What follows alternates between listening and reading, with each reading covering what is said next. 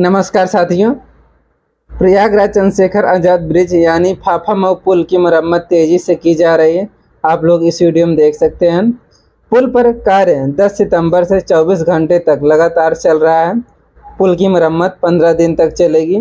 दोपहिया वाहनों का आवागमन जारी है। बड़े वाहनों को बंद कर दिया गया है। 10 सितंबर को पुल पर बहुत भीषण जाम लगा हुआ था।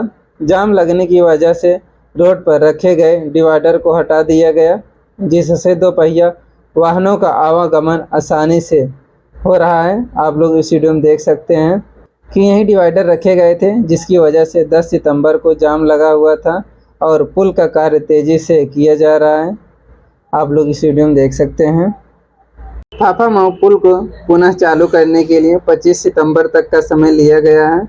आप लोग इस वीडियो में देख सकते हैं कि पुल पर कार्य तेजी से किया जा रहा है। प्रयागराज न्यूज़ के लिए हमारे चैनल को सब्सक्राइब जरूर करें।